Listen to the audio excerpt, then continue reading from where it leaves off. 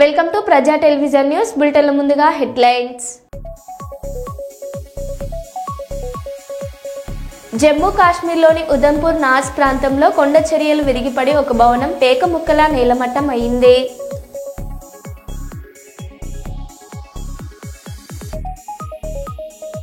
CP technologies ప్రయాణం భారత digital చరిత్రలో ఒక అద్భుత ఘట్టం.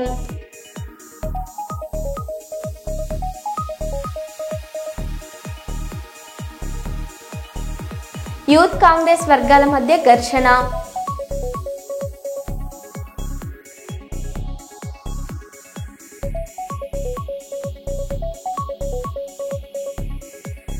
విశాఖపట్నం గాజువాక లావిష్ బ్యూటీ సెంటర్పై టాస్క్ ఫోర్స్ దాడులు.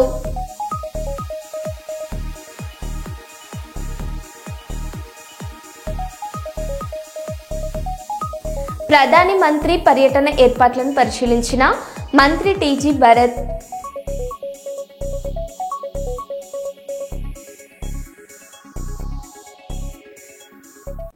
ఇక వివరాల్లోకి వెళ్తే, జూబ్లీహిల్స్ ఉప ఎన్నికల నోటిఫికేషన్ విడుదలైన నేపథ్యంలో బీఆర్ఎస్ అభ్యర్థి మాగంటి గోపీనాథ్ సతీమణి మాగంటి సునీత కార్యకర్తల సమావేశం నిర్వహించారు. ఈ సందర్భంగా ఆమె తన భర్త గోపీనాథ్ను తలుచుకుంటూ కన్నీరు పెట్టుకున్నారు. గోపన్న ఆశయాలను నెరవేర్చేందుకు తాను అహర్నిశలు కృషి చేస్తానని సునీత భావోద్వేగంతో తెలిపారు. ఆమె కన్నీటి మాటలు నిన్న కార్యకర్తలు క్షణం పాటు స్తంభించిపోయారు. కాగా జూబ్లీహిల్స్ ఉప ఎన్నిక నామినేషన్ల స్వీకరణ ఈ నెల 21వ తేదీ వరకు కొనసాగనుంది. అండగా ఇచ్చారు నాకు. గోపీనాథ్ గారి ఆశయాల్ని అందరం కలిసి ముందుకు తీసుకువెళ్దాం.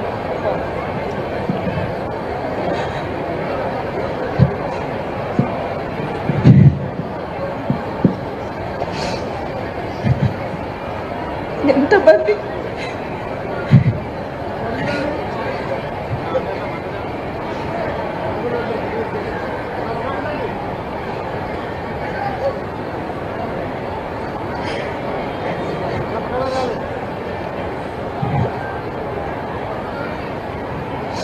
మీ ఇంటి ఆడబిడ్డగా అనుకుని నాతో పాటు అందరూ కలిసి గోపన్న ఆశయాలు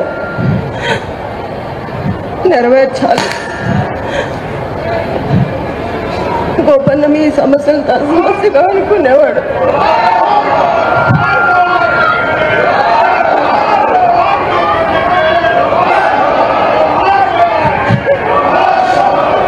ఎంతమంది మా కుటుంబం లాగా చూసి మిమ్మల్ని చూసి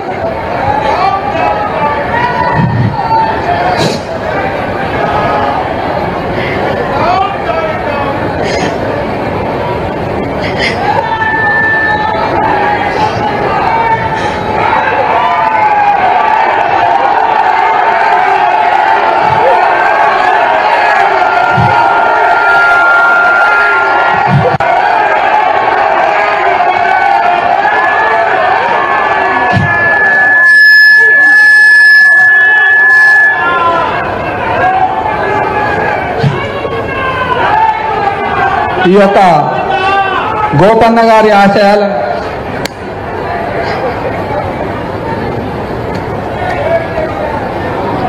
ములుగు జిల్లా తాడ్వాయి మండలంలోని మేడారంలో ఉన్న శ్రీ సమ్మక్క సారలమ్మ వనదేవతలను మంత్రి పొంగులేటి శ్రీనివాసరెడ్డి, సీతక్క, ఎంపీ బలరాం నాయక్ దర్శించుకున్నారు. ఈ సందర్భంగా అమ్మవార్లకు చీర, సారె, బెల్లం, పసుపు, కుంకుమ సమర్పించి తమ మొక్కులు చెల్లించుకున్నారు.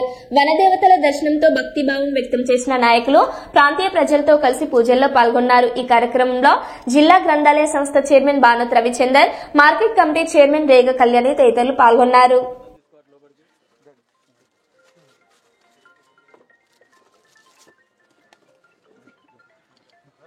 శ్రీకాకుళం జిల్లా కొత్తూరు మండలం ఎంఆర్ఓ ఆఫీసర్ కె బాలకృష్ణ ఒక మహిళ 4 రోజులుగా పొజిషన్ సర్టిఫికెట్ ఇప్పిస్తున్నానని తిప్పుతున్నారు. అతని డ్రైవర్తో ఫార్మాలిటీ చెప్పారు. ఆమె అంతా ఇచ్చుకోలేను, నా ఆర్థిక స్తోమతి అంత కాదు అని చెప్పడం జరిగింది.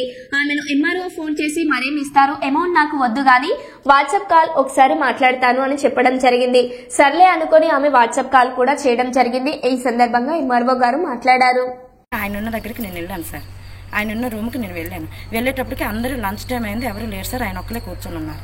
ఉండేసరికి నేను వెళ్ళాను. సార్ ఇదేంటి సార్, ఇది ఒక సంతకం కోసం మీరు కావాలంటే మీ ఫార్మాలిటీ మీరు తీసుకోవాలి, కానీ మీ ఇష్టం వచ్చినట్లు ఇలాగా మీరు మాట్లాడడం ఇది కరెక్ట్ కాదు, ఇలా ఎలా మాట్లాడగలుగుతున్నారు మీరు అని అనేసరికి ఎవరు లేని టైం చూసి నా మీద చేయి వేశాడు. చేయి వేస్తే నేను ఫిల్ట్ పట్టి బయటకు నెట్టేసి ఫిల్ట్ పట్టి నేను ఆయనకి నెట్టేసి నేను కేకలు వేసుకొని బయట వచ్చేసరికి వాళ్ళ సిబ్బంది మొత్తం వచ్చేసారు సార్.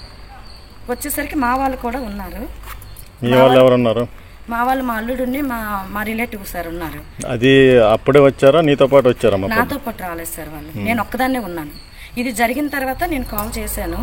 కాల్ చేసిన లోపు వీళ్ళు వచ్చేలోపు నేను ఎంఆర్ఓ ఆఫీస్కి వెళ్ళి ఆయనకి నిలదీశాను సార్, నేను ఇలా చేయడం కరెక్ట్ కాదని చెప్పి. లాస్ట్కి నేను కేకలేసుకుని వచ్చేసేసరికి వీళ్ళందరూ ఇంకా మా వాళ్ళు వచ్చి ఎవరైనా ఇప్పుడు ఒక ఆడదానికి అలాగ మాట్లాడితే అంత అసభ్యకరంగా మాట్లాడితే ఎవరైనా ఫ్యామిలీ మెంబర్స్ ఎవరైనా రియాక్ట్ అవుతారు. అలా అని చెప్పి మేము ఎంఆర్ఓ గారికి మేము ప్రశ్నించడానికి వెళ్తే అక్కడ దళిత సంఘాల నాయకుడు అంట ఆయన జూనియర్ అసిస్టెంట్ అంట, అక్కడ ఆయన దళిత సంఘాల నాయకుడు అంట. ఆయనేమో చేయమంటున్నారు, ఎంఆర్ఓ గారు అలా చెప్పరు, అలాగ మాట్లాడరు, మీరేదో మిస్అండర్స్టాండింగ్ చేసుకున్నారు అని ఒకళ్ళతో పుచ్చుకొని ఈయన భుజాల మీద వేసుకుంటూ నన్ను నేనేదో కావాలని ఇప్పుడు ఆయన అన్నప్పుడు నేను ఎందుకు సార్ అంటానన్నమాట. నాకేంటంత అవసరం, నేను అనను కదా. నేను అనుకున్నా నేనేమనుకున్నా ఆయనే అనేసి మళ్ళీ తప్పుగా నా మీద కంప్లైంట్ పెడుతూ ఈయనైతే జూనియర్ అసిస్టెంట్ ఎవరైతే ఉన్నారో ఆయన ఇంకా వాళ్ళ కులం కోసం నేను దూషించినట్లు ఇవన్నీ చేసి మీరేమైనా కులం కోసం మాట్లాడారా? మేము అసలు ఏం అనలేదు సార్, మేమేం అనలేదు. మా దగ్గర ఉన్నదంతా ఒకటే, ఆయన ఏ టైంలో అయితే మాట్లాడారో ఆ మాటల తాలూకుది సీసీ ఫుటేజ్ అనేది ఎంక్వైరీ చేస్తే ఆయన ఎక్కడి నుండి మాట్లాడారు అనేది మీకు అర్థమవుతుంది. ఆ టైమింగ్ కూడా నా దగ్గర ఉంది సార్. నా భర్తను చంపుతా అంటూ బెదిరిస్తారా, ఎవడో ఆలం కొడుకు రండిరా అంటూ తుమ్మల అనుచరులు. కాంగ్రెస్ కార్పొరేట్ ఖమ్మం పట్టణంలోని వీడియోస్ కాలనీలో ఉన్న రౌడీ షీటర్లు తన భర్తను చంపేస్తానని అన్నారని దాడికి దిగిన కాంగ్రెస్ కార్పొరేటర్ మిక్కిలేని మంజుల. ఎన్నిసార్లు ఫిర్యాదు చేసినా పోలీసులు పట్టించుకోవడం లేదని, కార్పొరేటర్ అయినా తనకే న్యాయం చేయడం లేదు, సామాన్యులకు ఏం న్యాయం చేస్తారని పోలీసులపై విరుచుకుపడ్డ మంజుల. రౌడీ షీటర్లు ఉన్నారనే ఆరోపణలతో చేకూరి శ్రీధర్, శేఖర్ అనే వ్యక్తులు ఇంటిపై దాడికి దిగి అద్దాలు పగలగొట్టిన మిక్కిలేని మంజుల అనుచరులు. పోలీసులకు చేత కాకపోతే తన అన్న తమ్ముళ్లను పిలిచి రౌడీ షీటర్లులా పనిచేస్తానని వార్నింగ్ ఇచ్చిన కాంగ్రెస్ కార్పొరేటర్ మిక్కిలేని మంజుల. నా భర్తకు ప్రాణహాని ఉంది, ఆ మనుషులు పంపించిన మనుషులు చేసిన మనుషులు ఆ ఇంట్లో ఉన్నారు అని నేను ఒక 1 అవర్ నుంచి మొత్తుకుంటున్నా. ఏ విధమైన రెస్పాన్స్ పోలీస్ దగ్గర నుంచి లేకపోగా మీరు పోయి తెచ్చుకుంటారా వాళ్ళని, తెచ్చుకోండి అని ఒక పోలీస్ సోదరుడు నాతో ఒక లేడీ కార్పొరేటర్ అలా అంటున్నాడంటే సామాన్యుడికి ఏ విధమైన న్యాయం ఖమ్మం పోలీస్ చేస్తది? నాకు న్యాయం కావాలి.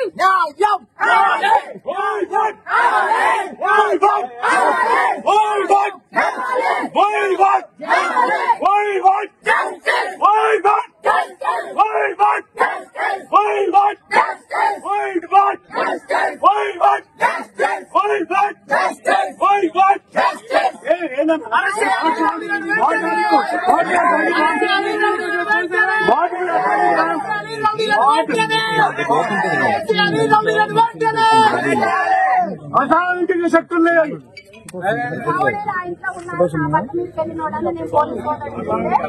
కార్పొరేటర్ అయిన నాకే న్యాయం జరగకపోతే ఖమ్మం పోలీసు సామాన్యుడికి ఏ విధమైన న్యాయం చేస్తుంది? నేను అన్యాయంగా వాళ్ళ మీద అనట్లేదు.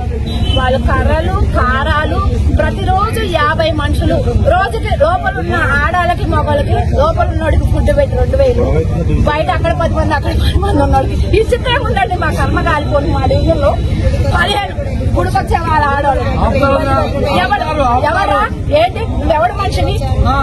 గుడికి వస్తాడండి, ప్రజలు వస్తాడు, ఎవరా నువ్వెవడు మనిషివి? ఇంత అన్యాయం జరుగుతుందండి పోలీసుకి ప్రతిరోజు. డివిజన్ అండి, ఇది డివిజన్ అండి.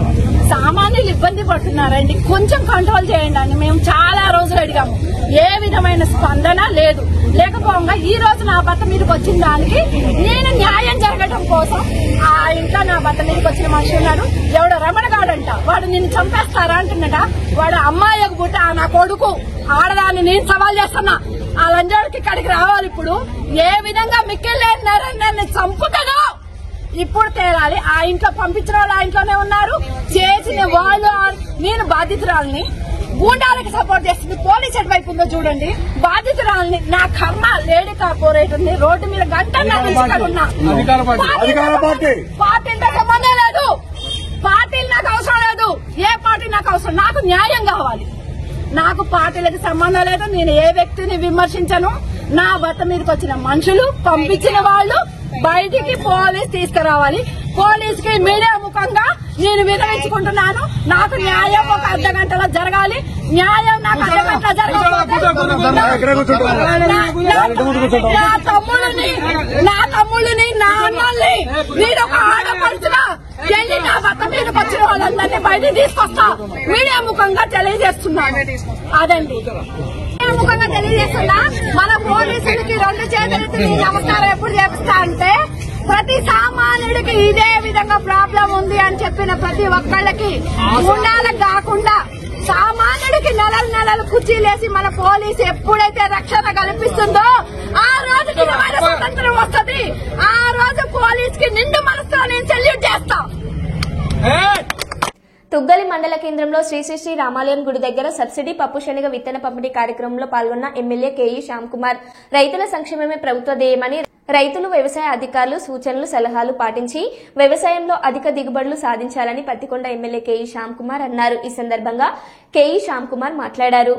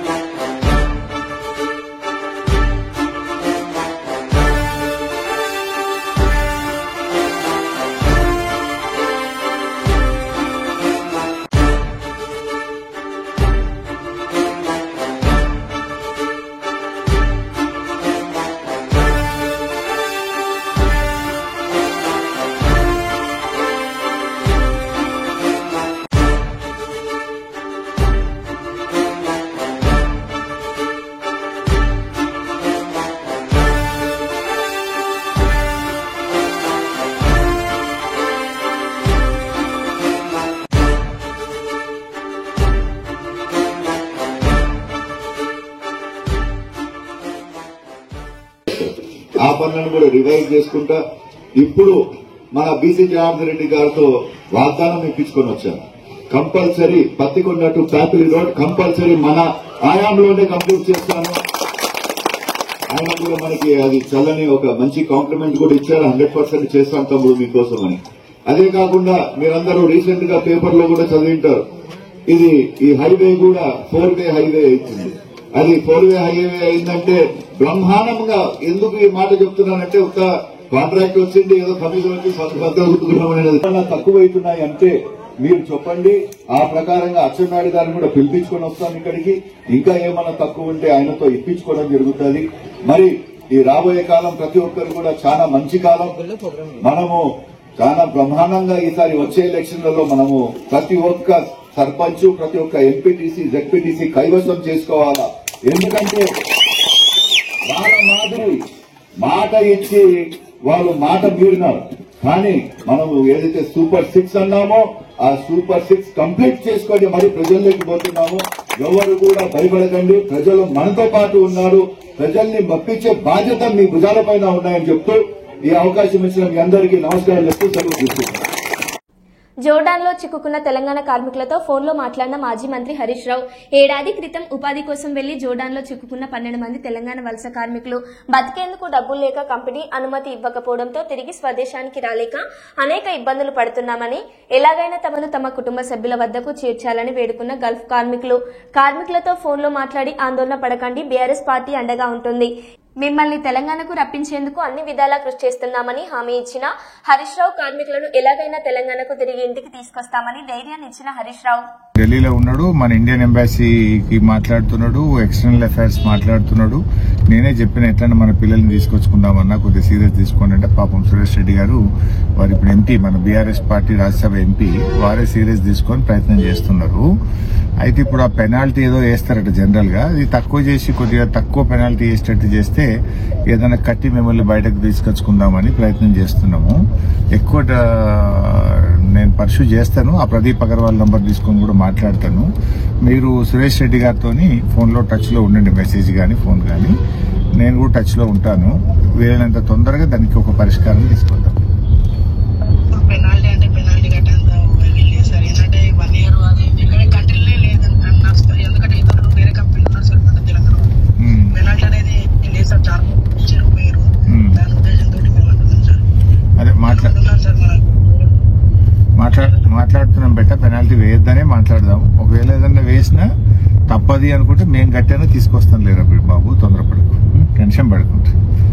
మిమ్మల్ని ఎవడో బ్రోకర్ మోసం చేసిండు, బట్ అక్కడ దేశం యొక్క పద్ధతులు ఉంటాయి, తెలుసుకోండి మీరు కూడా. మన సురేష్ రెడ్డి గారు కూడా తెలుసుకుంటున్నారు, నేను కూడా తెలుసుకుంటా. తొందరగా ఎంత వీలైతే తొందరగా మేము తీసుకొస్తాం. సరే సార్, ఖచ్చితంగా సార్. ఒక విషయం సార్, చెప్పండి. సార్ ప్రాబ్లం ఏంటంటే సార్, వాళ్ళు చెప్పింది తోట పని చెప్పిన పనే ఉంది సార్, పని గురించి ప్రాబ్లం లేదు. కాకపోతే మాకు ఫుడ్ వల్ల స్టార్టింగ్ నుంచి ప్రాబ్లమే ఉంది సార్. ఫుడ్ బాగాలేదా? అన్నం పెట్టు సార్, స్టార్టింగ్ 5-6 సంవత్సరాల అబ్బాయి తింటాడు సార్, పగటన్నం పెట్టేది, పొద్దుకి పెట్టేది, అదే కొలుతారు. అయితే అన్నం సరిపోక మేము వచ్చిన వారం 10 రోజుల సార్ని కూడా చెప్పినాం, ఎవరు పట్టించుకోలే, పెట్టలేదు. తర్వాత 3 నెలల నాటికి మేమందరం ఒక రోజు పని చేసినాం సార్. ఇటుతోటే సార్ ఇవంతా రెస్పాండ్ వచ్చింది సార్. చాలా సార్, మీరు చాలా మీ నుండి ట్వీట్ వచ్చిందంటే మేము ధైర్యపడలేదు సార్.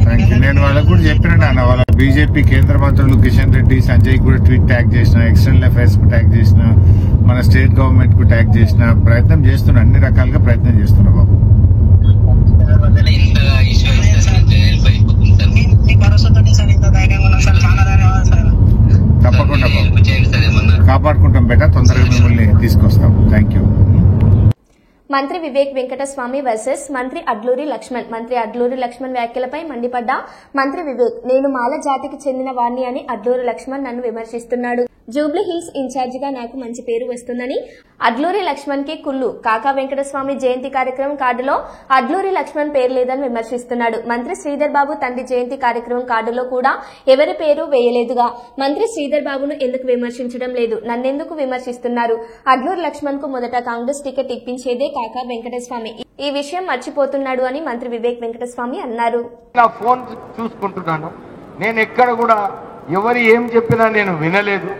కానీ కావాలని నేను దళితుడు ఉన్నాడు, నా వారిపైన విమర్శలు చేసినప్పుడు ఎందుకు నువ్వు మాట్లాడలేదని చెప్పి పబ్లిక్లో ప్రెస్లో ఇవ్వడము ఎందుకంటే జూబ్లీ హిల్స్ గెలిచే పరిస్థితిలో వచ్చింది. అందరు కూడా అనుకున్నారు కాంగ్రెస్ పార్టీ అక్కడ 12% నెగటివ్ ఉండే, ఇప్పుడు 5 నేను అక్కడ ఇన్ఛార్జ్ మినిస్టర్గా అయిన తర్వాత అది 5% పాజిటివ్ తీసుకొచ్చినాను. అయితే కొన్ని ఉంటాయి, జెలసీస్ ఉంటాయి, కానీ వీరికి మంచి పేరు వస్తుందని చెప్పి కావాలని అర్థం లేని విమర్శలు చేయడం జరిగింది. నేను అసలు ఆ మీటింగ్లో ఉన్నాను, నాకు ఓర్చుకోలేక వెళ్ళిపోతున్నానని లక్ష్మణ్ కుమార్ గారు చెప్పారు. నేను ఆ మీటింగ్ అటెండ్ చేస్తాను. ఆ మీటింగ్ తర్వాత ఇంకొక మీటింగ్ పోయినాం ఇద్దరం, టిమ్రీస్ మీటింగ్. దాంట్లో ఇద్దరం పక్కనే కూర్చొని నేను కూడా చెప్పినాను, మంత్రి గారు చాలా మంచిగా పనిచేస్తున్నారని చెప్పి ఆ మీటింగ్లో చెప్పినాను. కానీ నా మీద ఎందుకు విమర్శలు చేసినాడో నాకు అర్థం కాలేదు. ఆయన అది కూడా చెప్తున్నాడు, అరే నేను మాదిగా కులం అని చెప్పి వెళ్ళిపోతున్నాడని. అంటే ఈ తప్పుడు ప్రచారం ఎందుకు చేయాలి? నేను ఉన్నాను అక్కడ, అందరు చూస్తున్నారు, టీవీలలో చూస్తున్నారు, అన్ని మీటింగ్లలో నేను కలిసి పనిచేస్తాను.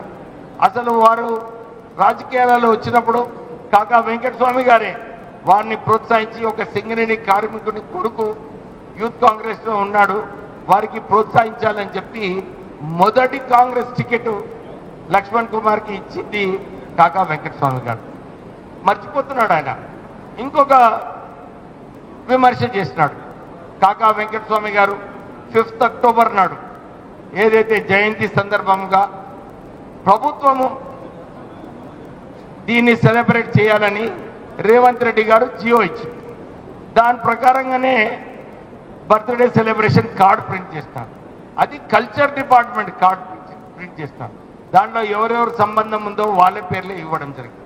కానీ వారు పోయి నేను మాదిగా అని చెప్పి నా పేరు పెట్టలేదని చెప్పి ఆయన విమర్శలు చేస్తాను. నేను ఒక క్వశ్చన్ అడుగుతున్నాను, అరే అక్కడ మంత్రి శ్రీధర్ బాబు గారు కూడా ఉన్నారు, వారి తండ్రి కూడా, అది కూడా ప్రభుత్వమే అది సెలబ్రేట్ చేసింది, వారి కార్డులో కూడా ఎవరి పేరు లేవు, కానీ వారిని విమర్శించలేడు. కానీ కేవలం నేను మాలా జాతికి ఉన్నానని చెప్పి నన్ను విమర్శించడం జరిగింది.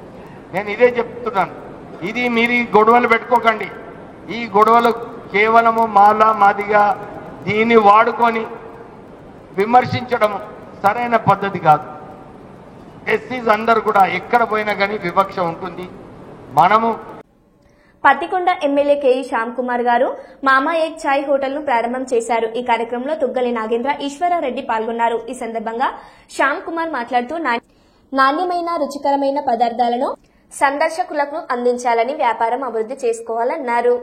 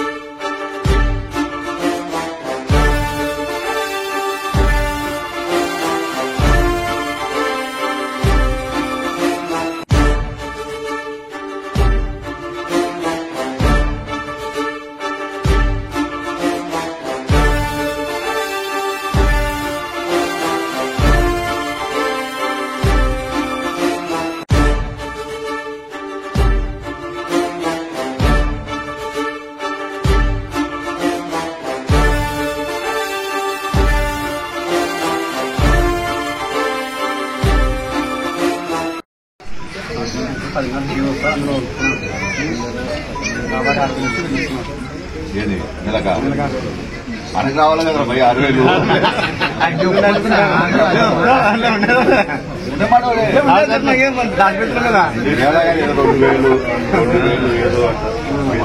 2,000 అందిస్తే చాలు. అక్కడికి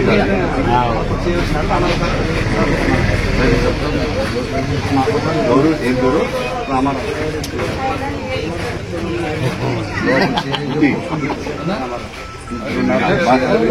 వాడికి ఏం లేకపోయినా పోలీసు వస్తే మంచిగా పోలీసు కాగా అదే అది కాలేకపోయినా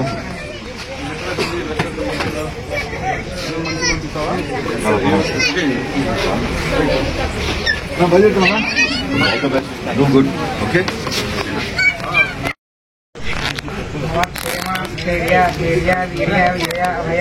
आयुरारोग्यैश्वर्यावृतिर्दं कर्मार्थकामोक्षचतुर्विधफलभूषाचितिर्दं मनोवाञ्छाबलचितिर्दं उदङ्गकलशाराधनं करिष्ये ईश्वरस्नामदेवताभ्यो नमः